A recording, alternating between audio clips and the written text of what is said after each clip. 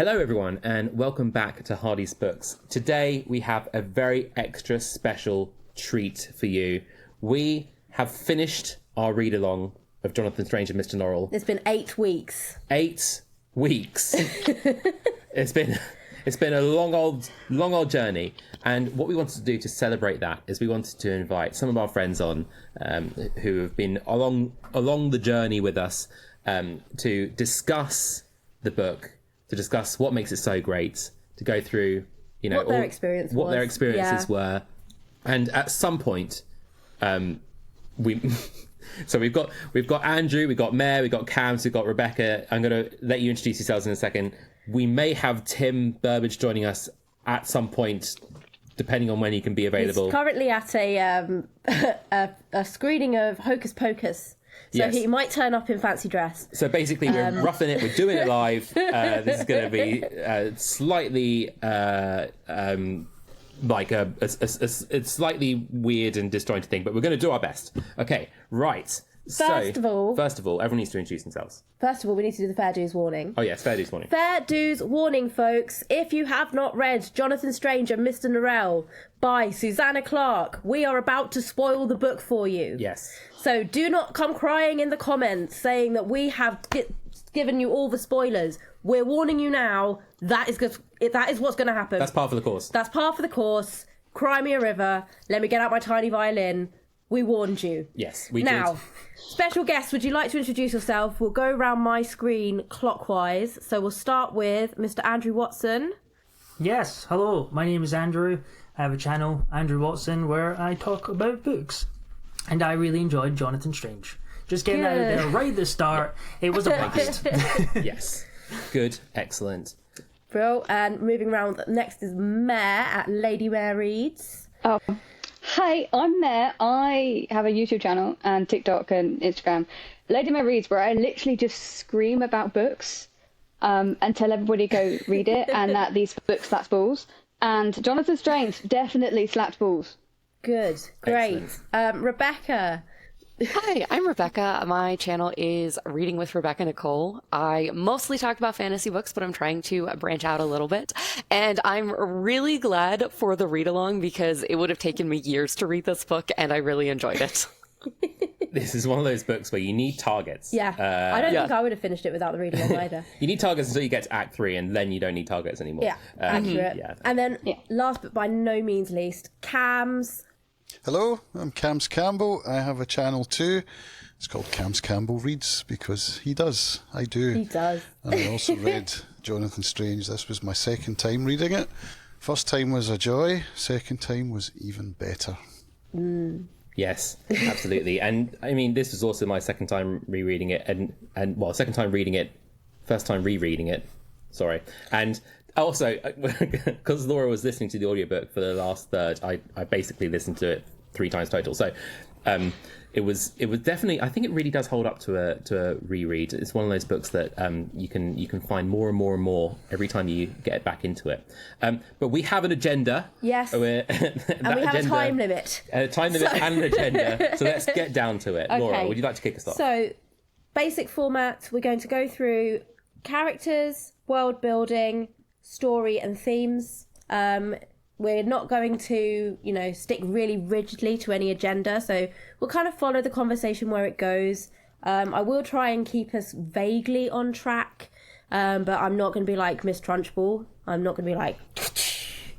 But we're going to just see how we do. But yeah, let's crack on. We'll start with characters. And the first question... how did the main characters change and grow throughout the story? So I guess we'll start with the main characters. Jonathan Strange, Mr Norrell, and I suppose I would also include Lady Pole, Stephen Black, and the gentleman with the thistledown hair in that as well. I'm going to start by making an observation, which is that I think that these characters potentially they did go on their own arcs. But I would say that for some of them, the story isn't about necessarily the arc, but exploring the depths of that person as they were from the start, and kind of just seeing that it's sort of almost like an arc for us as the reader. I'm interested in anyone agrees or disagrees with that point, and just open up the floor. I do agree with it, especially with Strange, I think. Even though I think he grew the most, that it was more like internally for him than externally. That makes any kind of sense. I still think Norrell's a but he's a lovable. There's going to be a lot of birdsong in this video, isn't there? Oh yeah, it's not that bad. Come on. Rebecca, were you going to jump in there? I was going to say, I think Norrell actually changed the most, in my opinion. Yeah, I think he went through, like, because at the very beginning, he was not going to, share magical abilities. He was not going to take on any apprentices. He was going to be the only magician. And then he does take on one. And then, they go through their conflict and then they come back together at the end. So I feel like for him, there was a lot of change throughout. Yeah, I would agree with that. I think he was almost, at various points, he was almost surprised himself in his reactions to things. Like, the first time that he sees Strange perform magic, he goes, "Oh, that is remarkable." And, is this whole other side to his character suddenly unveils itself, that he is at heart just someone who is fascinated by his subject and has these two conflicts inside him. He has this opinion of what it should be like, and then this kind of boyish wonder at seeing magic done extremely well. So that's a very interesting point. I'm interested, Andrew or Cams, do you have anything to tack onto that one? Yeah, I think it's funny. I actually think he didn't change that much. I think it was a very subtle arc, but I think there is a word for this, and I can't remember what it is. But there's a really interesting word for this, and I'm sure people will know in the comments. But it's kind of what Sherlock Holmes does, is that he's such an interesting, unique character that learning more about him is kind of what draws you to him as a person. So he definitely goes through and he definitely changes, but I think that's a really subtle arc. He doesn't really change too much in his sensibilities and such, I don't think. But it's really interesting to learn more about him because he is such a quirky and kind of unique person. And the other thing is, because it's in omnipresent and we aren't really in his head much, we don't really get this super close look at him, especially at the start. I mean, you think that you're going in, it's going to be Jonathan Strange and Mr Norrell, page 1. But I think it's like chapter 2 or 3 or something before we actually meet Mr Norrell, and it's way longer till we meet Jonathan Strange. That's true. And I do think it's because part of what's really interesting is that we learn more about him throughout the story, and it kind of fills in his character as we go along. Yeah. Andrew, as an author, I'm interested to hear your opinions on this about when you're writing a character, do you have in mind, like ahead of time, that this is the arc I want my character to go on, or is it more of the character kind of reveals the arc that they go on as you write? Like, how does it work for you? It's kind of 50-50. Usually you have an idea. I usually do the plot first, and then it just kind of how the character would change throughout these kind of events and what kind of choices they would make. And then I quite often go back and change things depending on, once you write it, you get a better feel for how a character would react in a situation. Sometimes you come up to a crossroads and you think, this doesn't match the outline at all. Well, this character would not make this decision. They just wouldn't, so you have to re-outline and such. But yeah, I think it's kind of 50-50. You kind of mix both.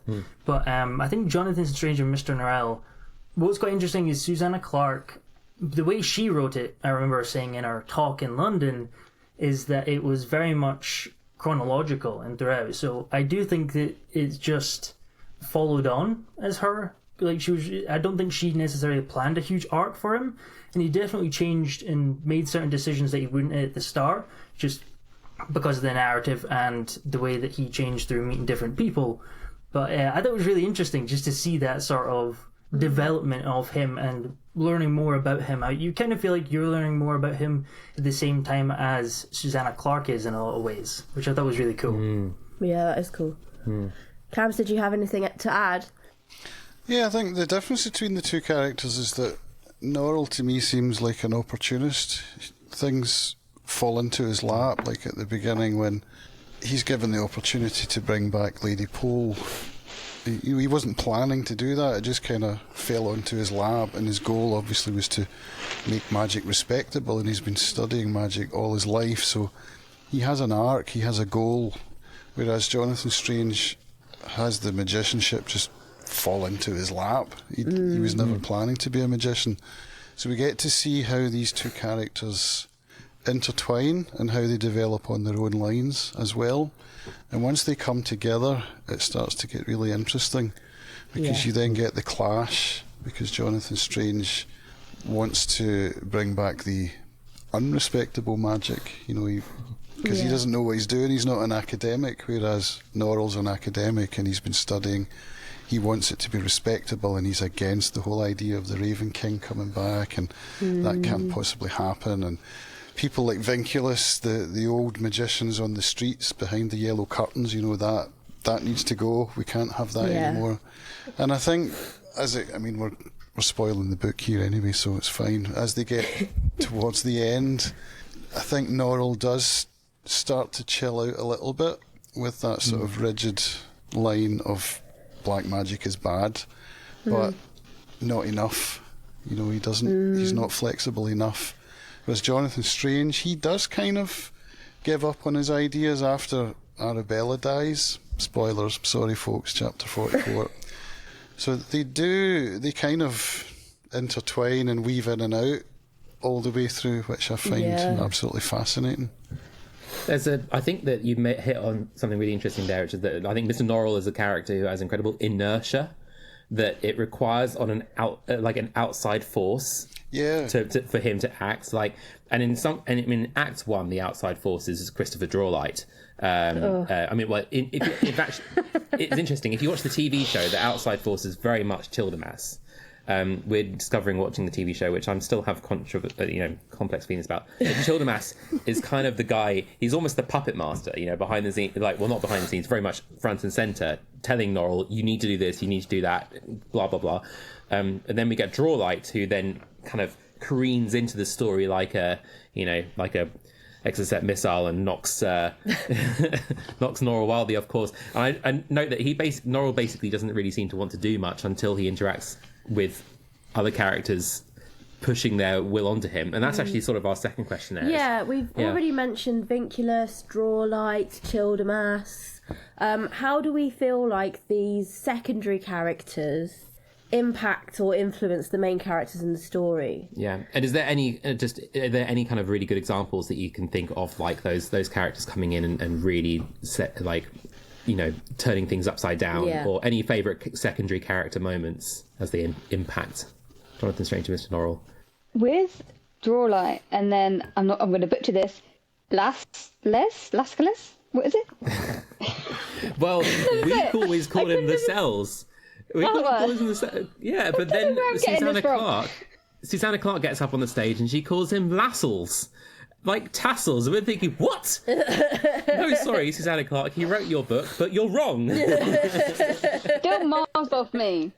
But it's interesting to me how at first you think it's Drawlight, and then as you go through the book, you realise it's also Lascelles, who are manipulating Norrell for their own gain, and which I used to like Lascelles. Quite brazenly as well. Brazenly. Yeah, which also swings it back round to the fact that she did mention this a little bit in the talk, that Norrell is more than a tad autistic.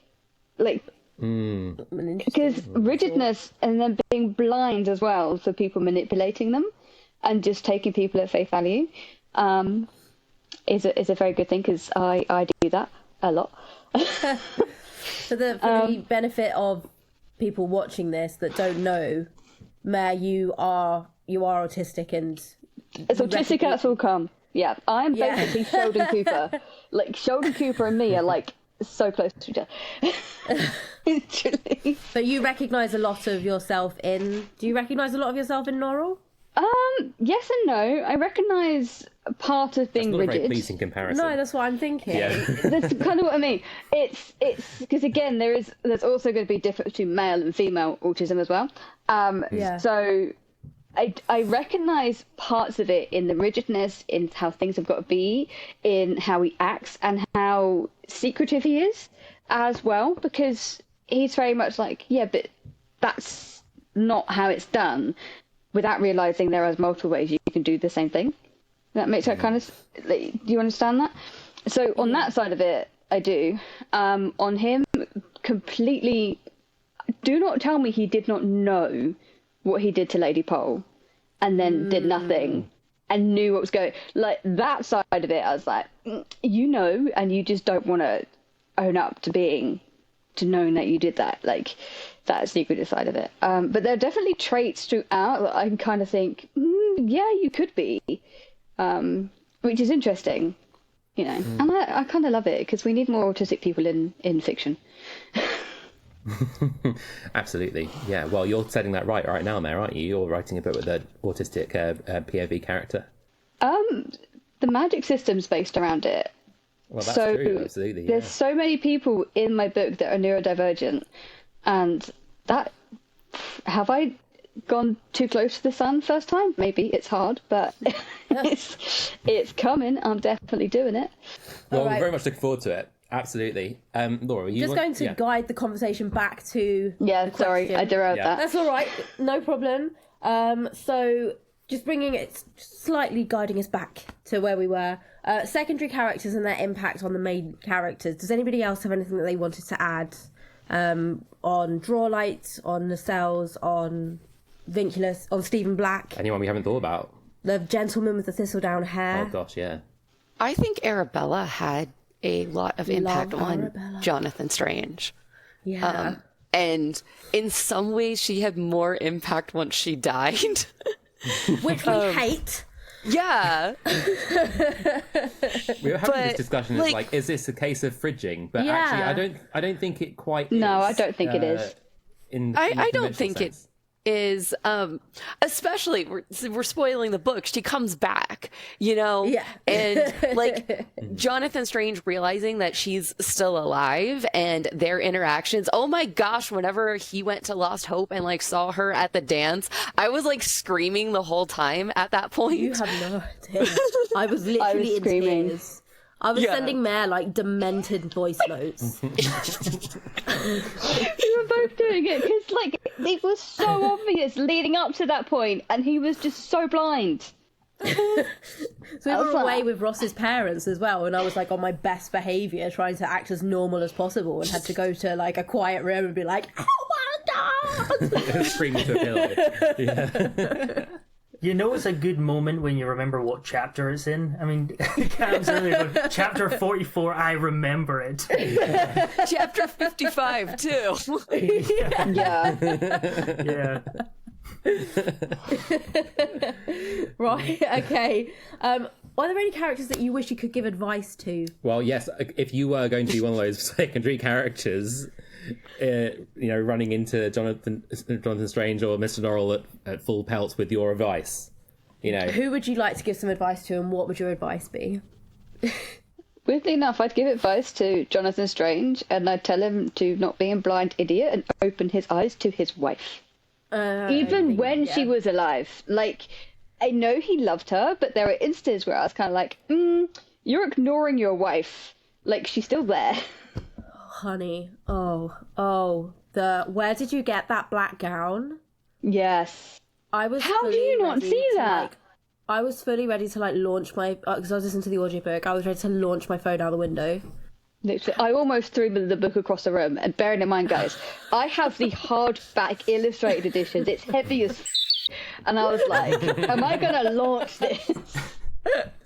Well, I'm not going to defend Jonathan Strange right here, but I will just say the fact that he noted that she never wears black and that she's wearing a black gown.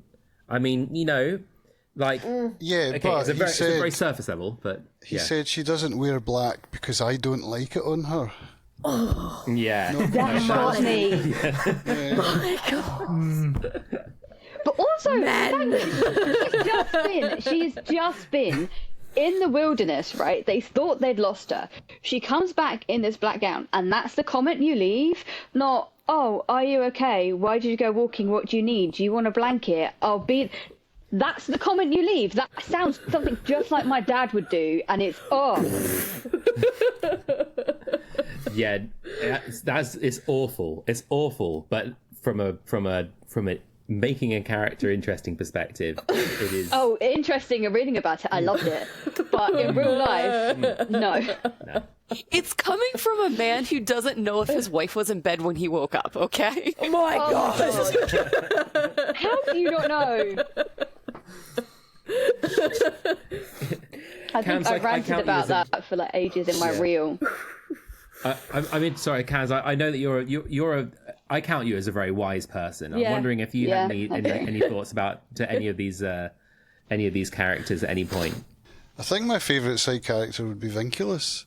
I love Vinculus. I would give the others advice to maybe unpick his prophecy a little bit, because there's a lot in it, and you've already seen some of it unfold. Maybe you should get together and discuss it a little bit and see what it might mean. If a character's giving a prophecy and you're in the context of a novel, I mean, there's very little like that is like the ultimate foreshadowing. No character ever gives a prophecy that isn't then something done with it. Yeah, but they don't know they're in a novel. No, but okay, well, you know, I mean, from the Maybe reader's we're perspective. in a novel now. From the reader's perspective. Yeah, it's all the simulation. It's actually a simulation inside Susanna Clarke's mind. We're all just existing in. It's Susanna's world. We just live in it. Yeah. Okay, right. Well, let's move on from characters and into world building. I will say this is a long, dense book, and there's if people are watching this and going, "Oh, we barely even touched that." I'm sorry, we have a time limit. Limited amount of time. We have a time limit. We've already been going for 25 minutes, and we've only done one of 4 sections that I wanted to talk about. There are so plenty of we other are episodes. cracking on. Yeah. World building. How did Susanna use setting and atmosphere to enhance the fantasy and the mood of the story? Yeah, that's a great one. Regency London. Yeah, What a Regency setting. London. And, What a setting. yeah, and there's a follow-up question to this, which is, did this author create fantasy world within the book, and did they provide any maps, glossaries, or appendices?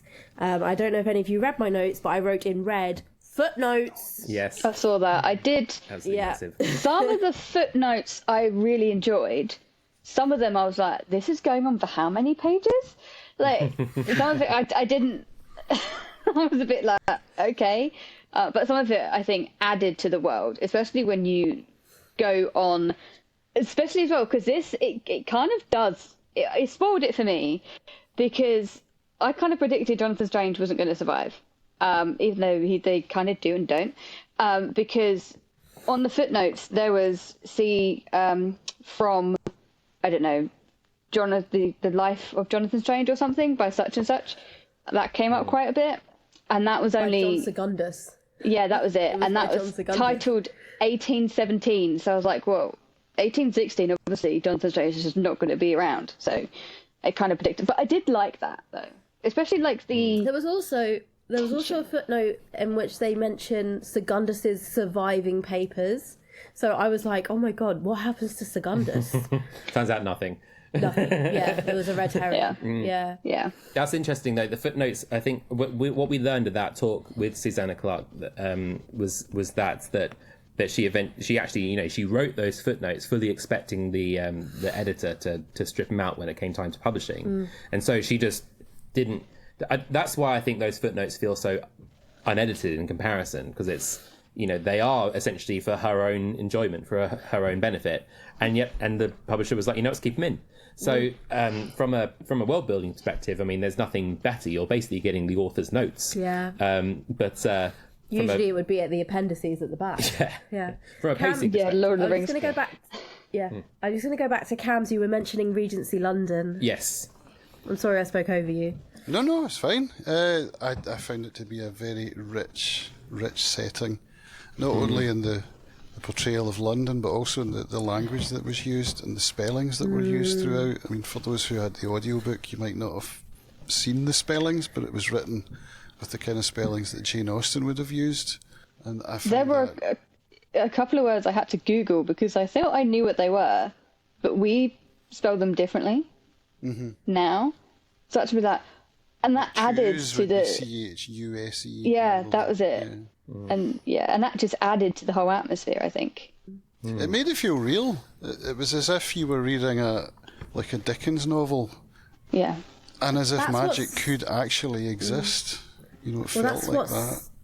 That's what's so wonderful about this book, is it feels like contemporaneous to Dickens, to Austen. Yeah. Like, it feels like it could have been written at the time. It doesn't feel like it was written in the 21st century.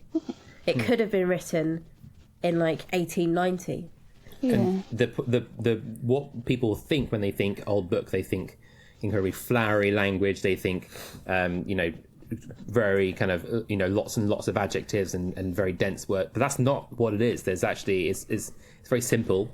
It's it's the economy of the language is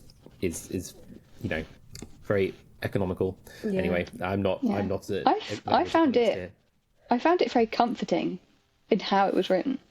I could definitely see it be like a comfort read. If you like talking about the language in particular and the atmosphere, that was one thing that really impressed me with how drawn in, which was why when we tangented with some of the footnotes and we learned about something completely what felt unrelated to the time, often, you still got really, really immersed just the way it was written and the tone and the atmosphere. Whenever I talk about this book, those are like the first words I want to bring up. It's just the tone and the atmosphere, and it's through the writing. It's just so immersive, and I do think that the setting plays a big part in that because of the language and everything. But even the character sensibilities, and we were talking earlier about Jonathan Strange, very traditional, but if you look at that sort of time frame, that was probably pretty standard. So it's quite interesting that it affects even how the characters are with just their general personalities as well. I thought it was very, very clever that she set it in a time period that allowed her to bring Lord Byron into the tale as well, who is, if you know any history of Lord Byron, you know he was a very troubled man and a very interesting character. Disaster bisexual. Yes, disaster bisexual Yeah. Lord Byron. Yeah. Anything else to add, anyone? Rebecca, do you have anything you wanted to add to that? Any thoughts on... Well, just about like how it enhances the story, the setting does. I don't think it's like, I don't think you could tell the same story in, say, modern times without it seeming like extremely petty. And like, in some ways the characters are being extremely petty towards each other, but it seems like somehow like, I don't know. I described it to one of my coworkers as these like stuffy English magicians. And I just feel like if you try to like change the time period, then the characters wouldn't come off as likable. Yeah, I'd say that's completely true. Yeah, I agree. So let's move on to the magic system. Personally, I feel like it's a really soft magic system. You don't really get a true sense of the mechanics. Yeah. But I think over the course of the book, it becomes apparent that the mechanics of the fairy magic are very different to the mechanics of Norrell and Strange. I don't know if anyone would agree with that or if anyone wants to build on that. Yeah, there was a scene where when Jonathan Strange first made his way into the King's Roads, and he got a glimpse into fairy magic, and it was then that he realised that what him and Norrell were doing was just, it was child's play. Yeah. I wish we'd seen more of the King's Roads, to be honest. Oh no, I don't. I'm glad they kept them. That's the thing. We wish we'd seen more of it, but that's on purpose. In the structure of the story, it works not seeing enough, but I'd love to know more and to see more as a person and a reader. It was tantalising, wasn't it? Especially 'cause- go on. You go ahead. I was going to say, especially more of fairy as well. Yeah. Because we didn't see much of it. Yeah. And how that magic works, especially with what happened with Lascelles. Yeah. How he came to his demise, which was love that. That was like a glimpse of how that magic worked, and I just loved it. It was just, it's kind of like karma in a sense, wasn't it? Yeah. Delicious. Yeah. Oh, no. Anyway. We'd love to see it. What was I going to say before I got completely distracted? Sorry. I have a cold. She's doing very well. Jonathan Strange mentions that he saw somebody else on the King's Roads. and then it's never mentioned again. Yeah, isn't that great? Don't you love that? Spooky. Yeah, I really like that as well. I think that's really cool. Just kind of this hinting at this bigger world. I think Susanna Clarke does such a good job of creating the iceberg effect, where you see all this work and then you assume there's so much underneath, but you don't need to see it. It's just assumed because she does such a good, thorough job of explaining the things you do see. It's so effective, and I think that really works with soft magic. I don't think it would work for Jonathan Strange Mr Norrell, the novel. It would be really interesting out with to see more of the magic. I completely agree. Yeah, but I really liked that it was quite soft in this story. You could say that the magic only appears soft to us because it's so deep that there are that I mean, when the magicians are doing their magical practices, they're doing very deliberate things. You know, they have these rituals that require certain, actions to be performed, which by any other term, if we knew what those actions were, if they've been laid out for us, then we could potentially infer another way of doing, that's the Sanderson rule, isn't it? It's like, that you're given the rules and you should be able to work out solutions to issues using the rules that are set up. But I'm so glad that we don't know more, though. I think that we couldn't know it. I definitely don't think it would work if it was a hard magic. It works better because it's soft. Yeah. You get the same with Lord of the Rings, but soft to us, I still get the feeling that Susanna Clarke would know the mechanics of our magic system. She's just choosing not to tell us, rather than you reading a book. She's got it all in and through. footnotes somewhere. She's just not shared it with us. I don't know. Tucked in a pocket.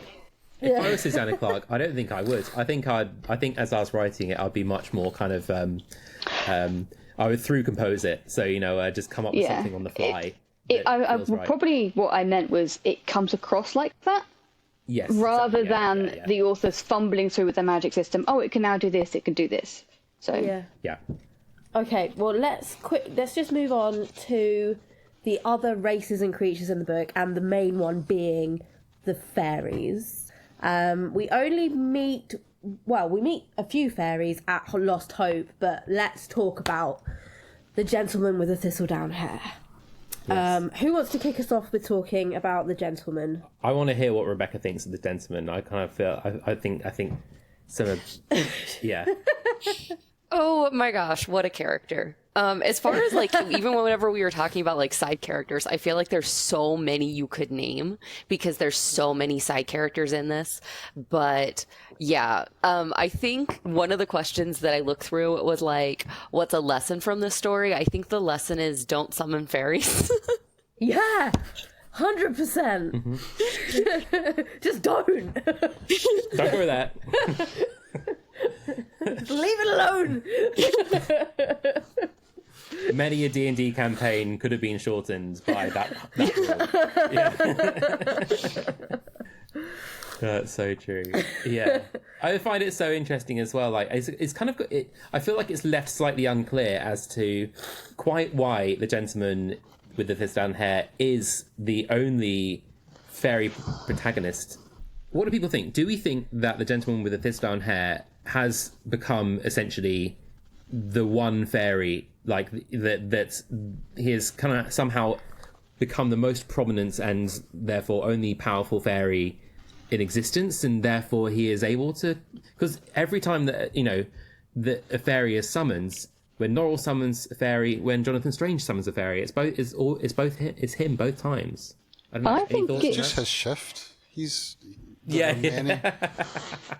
just on call at the moment, so he gets nights. Yeah. I took it as when Norrell first summoned him to save Lady Pole, he was then brought back into the world, so then he could manipulate it, and then he was closer, so when people summoned a fairy, he was already there. That's how I took it. That would make sense. I think that would make sense. There's this, I think with Lost Hope, that when Stephen takes over Lost Hope, the whole it's gorgeous, isn't it? But everything's returned to rights. There's a sense of the cleansing of the world, and then but the question is it a cleansing of the world, or is it just a cleansing of Lost Hope? We don't know, but it's nice to imagine what what's happening around in the peripherals. I'd be interested to read more stories from Susanna Clarke with faeries. We have Tim. Tim here. Tim's here. Hello. Did someone do a summoning spell? Yeah, must have done. Yeah. He doesn't have thistle down here, does he? No. No, but I was a cat earlier on, so... You should have come as a cat. Yes. This is getting more and more like the Master and Margarita. I read that Would you book last like year. to very good. quickly introduce yourself? Hello. My name is Tim. I'm at Tim Burbage Reads. Sorry for being late. Still frantic. Both kids are still awake. We met the Sanderson sisters after going to see Hocus Pocus, and it was very, very good. So, I've had a very witchy, excellent. magical day. Wonderful. Tim, just to get you in here, Yes. what were your thoughts on the gentleman with the thistledown hair? Oh, I thought he was great, very incredibly driven by emotion and like completely different from the rational world. Yeah, and I loved that he just decided he views like humans are like an ant colony that he just plays with. Yeah. And he has no concept that they're That's actually so true. people. He's like, oh, I've just decided that you're going to be the king. Yeah. Well, I thought it was very telling when he took Stephen to his ancestral homeland, and it was They're like completely wrong. North Africa, Yeah. completely the wrong end of the continent. You know. Yeah. And one thing I really liked about the world that I thought about afterwards was how in real England, the North was the home of industry and kind of factories and manufacturing. But in this world, the North is the home of the magical, the ethereal. It's like the opposite, which I thought was quite interesting. And I thought about that afterwards. It would be interesting to see how then the world evolves from this point, knowing that we would be going into the Industrial Revolution if we were, If we were reading following our timeline. Yeah. Okay, well, let's move into the story. We've covered characters and world building, so let's move into the story itself. It's not I wouldn't say it's a particularly plotty book. It's very vibey. I'll say vibey. Yeah, vibey more than plotty, but there's definitely plot in there. How do we feel like Susanna created conflict and tension in the book? What was the main conflict? What were the problems in the story? How were they resolved? The floor is open. It is very subtle. I do think the major conflict is very much this sort of undertone to the story to begin with, because you start seeing the fairies do things, especially with the king who's blind and kind of starting to poke holes in the real world and do things, and the other magicians are trying to figure it out. But that's kind of like a very minor part of the story for most of the book, I would say. So she kind of creates like mini conflicts and resolutions throughout the story, which is really interesting way of doing it. It feels like you're living the life of a person. It doesn't feel like a structured narrative, which makes sense when we went to the talk and she said that she didn't really outline it as such. It does feel like it's through written. It feels like you would have to come up with this chronologically. You couldn't outline a life because that's how it reads. It feels like a part of history in a lot of ways because there is so many different sections to it, and there is conflict resolution, while it's building this conflict underneath of the man with thistledown hair, and he's starting to play more and more in the story, and then it kind of all comes to a clash as a major conflict at the end. And then obviously there's the Napoleonic Wars thrown in there. It's a As you do, geopolitical yeah. conflict. History. I love the Wars, Napoleonic yeah. Wars. As a side.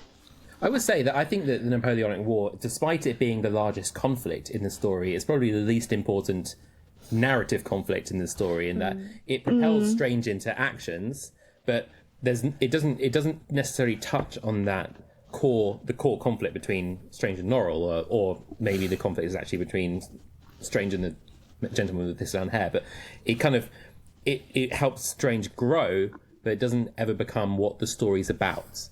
I'm interested to know, any thoughts on that? Yeah, go for it. Yes, Rebecca. I Yeah. think it does touch on the conflict between Strange and Norrell, because Norrell didn't want to let Strange go off and help with the war or like do any of the magic, and it was actually like those around him like manipulating him that eventually he allowed Strange to go off and like do things on his own. And then I feel like that also, Strange being able to do things on his own outside of what he was learning with Mr. Norrell also led to like their conflict and Strange leaving and like saying we're not going to be in partnership anymore. So I think it like, yeah, you could say the main conflict was like, oh, this geopolitical thing, but I think the real conflict there was between Strange and Norrell, and it was building to the larger conflict between them. Yeah. I agree with that. Yeah. I definitely agree it's relationship based, like the conflict, and then tying it also back to Norrell's big mistake of bringing Lady Pole back to life. Tim, you were just about to say I was going to say the Napoleonic Wars is like was like Strange's solo album in a band, and then he discovered that actually I can do all this stuff. I don't need books. I've got all this like natural ability to create magic out of nothing. And then he's like, no one here knows what I can do or what I can't do. What if I do this? And that starts him down that dark path. I thought it was really interesting watching Jonathan Strange improvise, and he was so good at it. I think he's a much stronger magician than Norrell is, who's a very academic magician. And Norrell admits that. Yeah. Towards the end of the book, that he sees Strange as the better magician. He's happening. Solo album, yeah, exactly. But that conflict would never have come about had this lord, whatever it was, with the vast library had died. Roxburgh, That was why Norrell allowed Strange to go off to fight in the war, because then he would have access to this auction. How he treated Arabella, though, in that.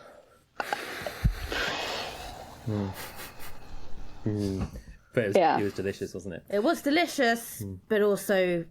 I think me and you, Laura, had the same outward reactions reading this book. For balance, because, look, we all really seem to like this book. Were there any conflicts or parts of the book that you felt either unsatisfying or were left hanging, or disappointed with? I'm just gonna stand back. I've asked the question. Take your earbud out. Walk away. Can I raise something that really starting to lose me in the story, and I don't get where it came from thematically as well? Is Venice. Anyone in Venice, I didn't really care about that much. Okay. It's called Jonathan Strange Mr Norrell. It's not these bunch of the Grey Steel people in Venice. It's all about... But also, the book is about English magic, and you take one of the key characters out of England, and I felt that they could have done all of that.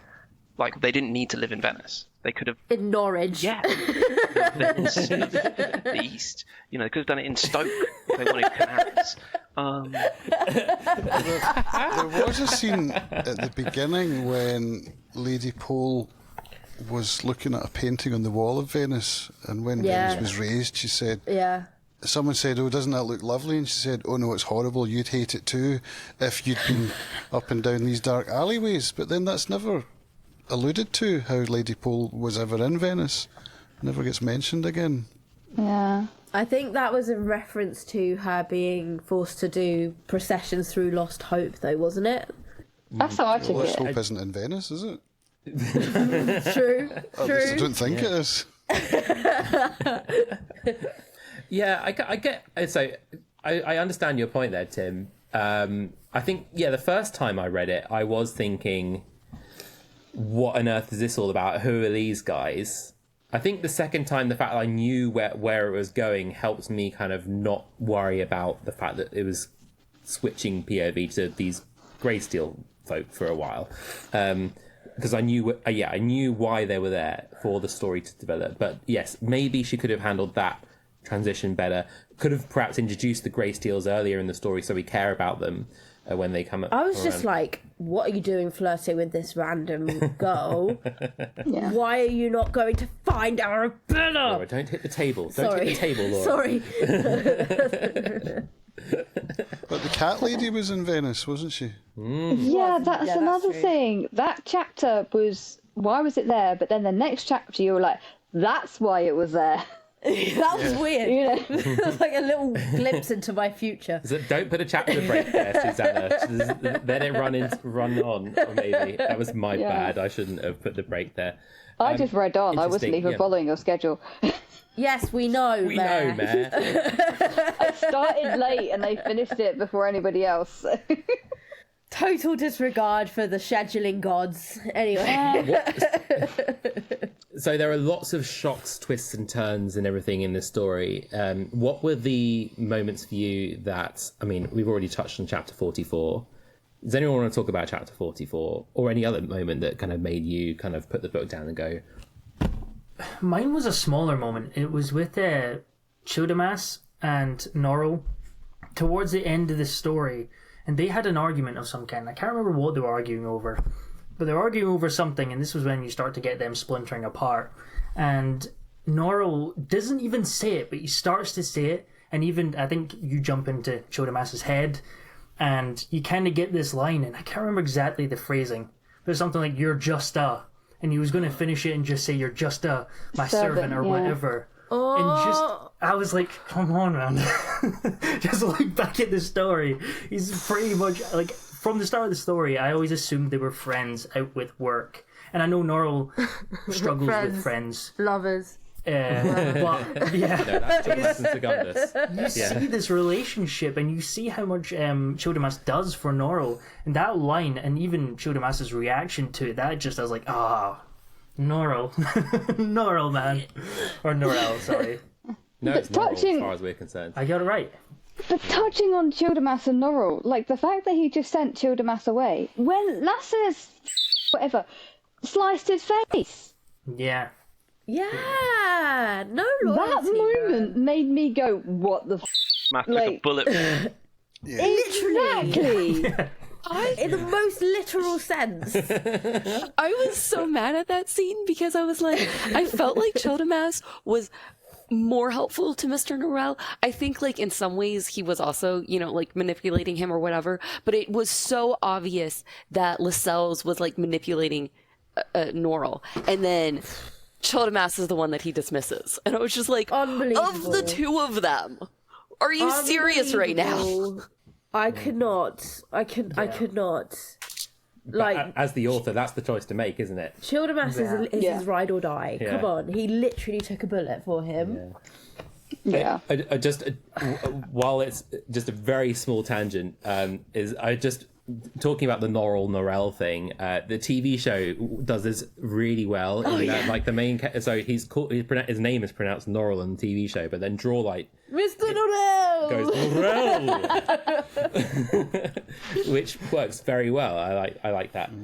Okay, so we have only a very short amount of time left. I'd like to just talk maybe 5 minutes about themes, and then we want you to get you to think about your final rating, and we'd also like you to do your ratings in the formats that of a Hardy's Books book club, which we can explain more in a minute. Yeah. But just briefly touching on themes, is there anything you think really picked out to you where you're like, okay, this is what this book is, capital A, about? You know, anything that you felt like was speaking to something deeper, or was just a good yarn? Because that might just be okay, you know?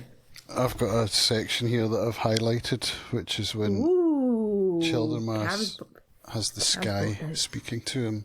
Yeah. And I think for me that sums up the whole book, and it's from a side character's point of view as well, where he finds himself going into the king's roads, and he says the sky spoke to him again. This time he thought it was a question. Great consequences hung upon his answer. If he could just understand what he was being asked and find the correct words in which to frame his reply, then something would be revealed, something that would change English magic forever, something that Strange and Norrell had not even guessed at. For a long moment he struggled to understand. The language or spell seemed tantalizingly familiar now. In a moment he thought he would grasp it. After all, the world had been speaking these words to him every day of his life. It was just that he had not noticed it before.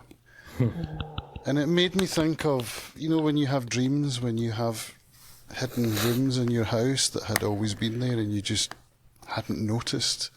That's kind of how it makes me feel about magic in this novel. How magic is there, it's all around us, we just can't see it. And then something like this can just happen and it's there, it's always been there. And I'm like, it gives me chills, man. Yeah, it makes the hair stand off the back of your neck, doesn't it? Yeah. Well, does anyone want to try and follow that? Or... Can I? I would like to, actually. Yes.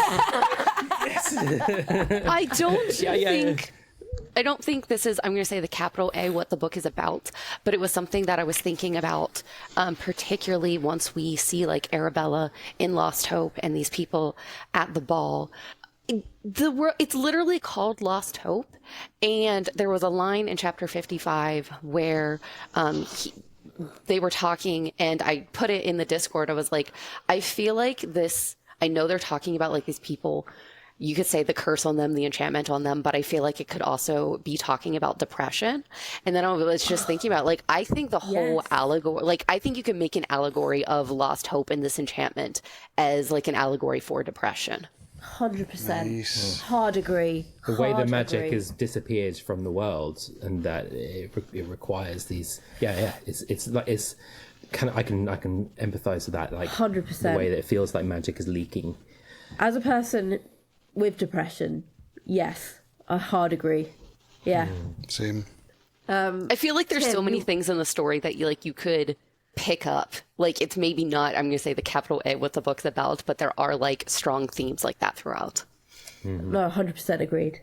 Tim, did you want to... I was going to say I picked up a big theme on class.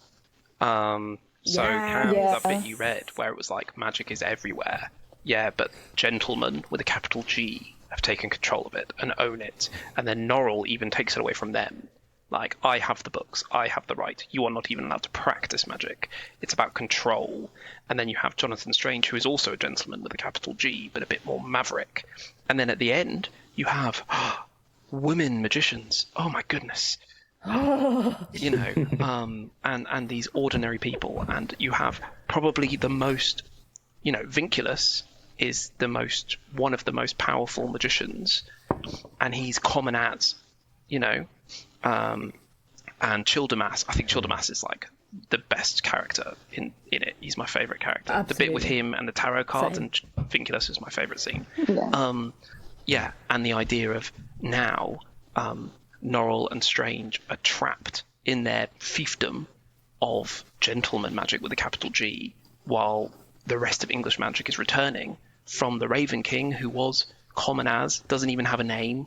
You've got Stephen Black, the nameless slave. Like, he is now king of the faeries, and it's like upturning what is, you know, class and social standing was so important in that time period. It was the foundation of our empire. And yeah, that's what I thought. It was a big theme. 100%. That's great. That's great. Andrew or Mare? Anything to add? I don't think I can top that. I Okay. agree with what they've both said. Well, that is absolutely fine because we are running out of time. Yes. Thoughts and ratings, and me and Ross will go first. Yes. So just for people who aren't familiar with the Hardy's books rating system, you can pick your own numerator and denominator. Yes. It's not out of anything in particular. Yes. You know, whatever. It doesn't have to be stars. It can be. In fact, I would encourage you to come up with something that isn't stars. Yeah. So I mean, everyone knows how much I love this book. I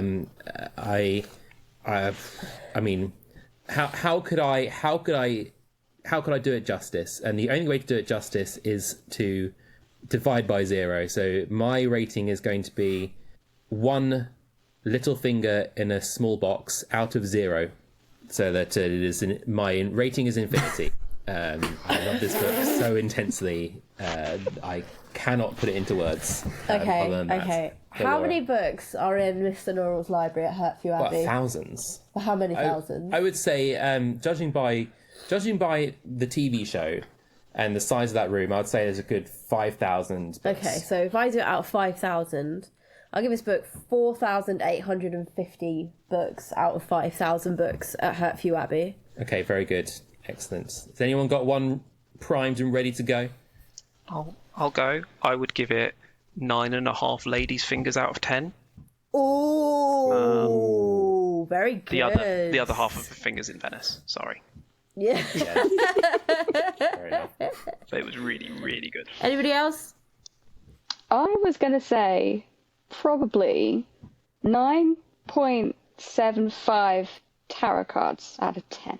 Okay, excellent.